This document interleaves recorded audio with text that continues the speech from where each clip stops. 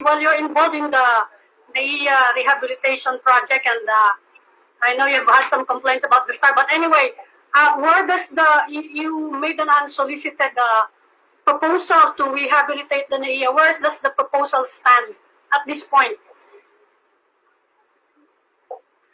Okay, so good evening everyone. No, good evening Anna. Yes. Right now the proposal is in MIA. No, it's Manila International Airport Authority. It's under MIA and to be submitted to NEDA on the proposal. Mm-hmm. Right now, just to give you an update, no, kasi the first time when we submitted, when we complied, typically the agency has to submit a proposal and submit it to NEDA. Tapos, NEDA will make the approval of the projects. Then, once this project is approved, then it will then further go to a Swiss challenge. Ano ibig sabihin ng Swiss challenge? Yes. Parang i-bid out yan. Yung proposal mo, i-bid out yan to open the bid to all public bidders, whoever will want to challenge. Ganun ho ang proseso ng ng unsolicited proposal under BOT law. Mr. Saavedra, you were in charge of the Mactan International. I've been there. It's really very nice. Siguro bigyan niyo kami lang ng ng overview what you are planning to do with NAIA. Well, yung kasi no, yung NAIA proposal natin, as we all know, there was a first proponent no submitted in NAIA last 2 years ago. Yes. Then after that 2 years, hindi yun natuloy. They back out, they withdraw. Then the government asked us kasi we submitted po a second proposal next to the previous proponent. Tapos when they approached us and asked us, okay, are we open to accept the offer exactly the same what was offered to the previous proponent? So sabi namin, yes, we are kasi we have the track record sa Mactan ho. We've been operating Mactan for more than half decades.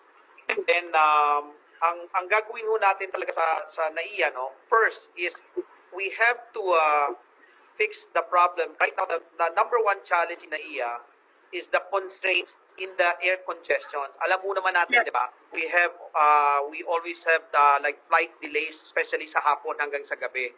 So first, we need to address that. Meaning, right now, the NAIA has a capacity of 35 million passengers per year.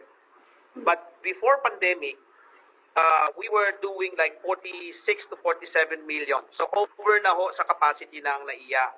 Now, ang role namin is to be able to expand that capacity from 35 to 65 at the minimum, no, 65 million capacity.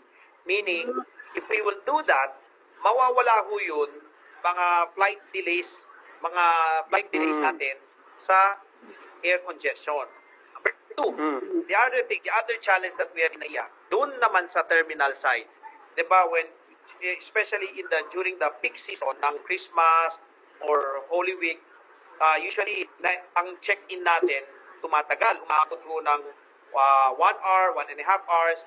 One of our challenge is to make sure that we will comply based on the standard KPI. There is an international standard for airport, no, that there should be the queuing time, the waiting time, the check-in time. Dapat makomply ho namin lahat yun based on the international standard of airport aviation procedure, no. So that's one of our challenges to do that. Then pangatlo ho, the third one is what the regulators have pushed, no, is that we should be able to give better revenue for the existing MIAA. Ano ibig sabihin nun? Kung magkano yung kinikita ng MIAA ngayon, dapat yung ibibigay namin sa gobyerno, there is a minimum guarantee plus a revenue sharing plus babayaran mo pa yung mga real property tax. Wala ho real property tax yun. Meaning, including LGU will have income, additional income. Because currently, wala hong walang real property tax. So ito ho yung ang kailangan ma-deliver ng operator namin. So in other words, we have to make sure that that this transaction should be favorable to the government. So on top of this, we have to cut out all the investment. Yung 109 billion no, nababasa niyo sa news, hindi na ho kailangan maglabas si government, and we still need to give them the same revenue or the same income that they've been generating for the last 5 years. Dapat mas malaki pa yun. Yun yung deliverables namin. Now, when you construct it, will this mean that you will have to close off parts of the runway or maybe even parts of the terminal? And will people be, well, travelers will they be inconvenienced in a way? I mean, just to manage expectations. Or can this be done simultaneously? I mean, go through the regular flights and at the same time construct what needs to be constructed. Yeah, Lucy, okay, number one, we cannot stop the airport. We need to renovate. We need to fix the airport while we are running it. Now, a very good, that's a very good example of what we did in Cebu. When we took over, that time, no, to 2014, in fact, ang situation ng Cebu Airport before, no, the Mactan-Cebu Airport, was even worse than NAIA because the capacity of the airport was 4.5 million. And at that time, and we have to construct the new runway, no? The new terminal. The new terminal, it will take us 3.5 to 4 years to construct it.